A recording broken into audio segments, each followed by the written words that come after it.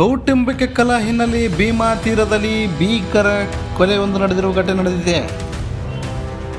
ವಿಜಯಪುರ ಜಿಲ್ಲೆಯಲ್ಲಿ ಕೌಟುಂಬಿಕ ಕಲಹವು ಭೀಕರ ತಿರುವು ಪಡೆದು ಓರ್ವನ ಕೊಲೆಯಲ್ಲಿ ಅಂತ್ಯಗೊಂಡಿರುವ ಘಟನೆ ಚಡಚಣ ತಾಲೂಕಿನ ಹಲಸಂಗಿ ಗ್ರಾಮದಲ್ಲಿ ನಡೆದಿದೆ.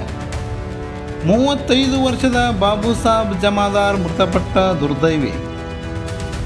ಪತ್ನಿ ಸೌಂದರ್ಯ ಕಳೆದ 5 ತಿಂಗಳಿಂದ ತವರ ಮನೆಯಲ್ಲಿ ವಾಸವಾಗಿದ್ದು, ನಿನ್ನೆ ರಾತ್ರಿ ಪತ್ನಿಯನ್ನು ವಾಪಸ್ ಕರೆದುಕೊಂಡು ಹೋಗಲು ಬಾಬು ಸಾಬ್ ತನ್ನ ಸ್ನೇಹಿತ ಅಪ್ಪಾಲಾಲ್ ಮಕಾಶಿ ಜೊತೆ ಹಲಸಂಗಿ ಗ್ರಾಮಕ್ಕೆ ಬಂದಿದ್ದರು.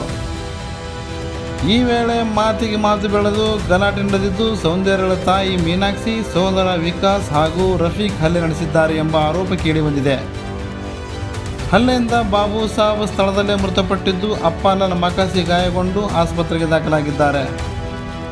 ಘಟನೆ ಬಳಿಕ ಆರೋಪಿತರು ಪರಾರಿಯಾಗಿದ್ದು, ಮಾಹಿತಿ ತಿಳಿದ ಕೂಡಲೇ ಇನ್ಸ್ಪೆಕ್ಟರ್ ಪರಶುರಾಮ್ ಮನೆಗುಳಿ ನೇತೃತ್ವದಲ್ಲಿ ಜಳಕಿ ಪೊಲೀಸರು ಸ್ಥಳಕ್ಕೆ ಭೇಟಿ ನೀಡಿ ಪರಿಶೀಲನೆ ನಡೆಸಿದ್ದಾರೆ. ಈ ಸಂಬಂಧ ಜಳಕಿ ಪೊಲೀಸ್ ಠಾಣೆಯಲ್ಲಿ ಪ್ರಕರಣ ದಾಖಲಾಗಿದ್ದು, ಆರೋಪಿಗಳ ಬಂಧನಕ್ಕೆ ಪೊಲೀಸರು ಶೋಧ ಕಾರ್ಯ ಮುಂದುವರಿಸಿದ್ದಾರೆ.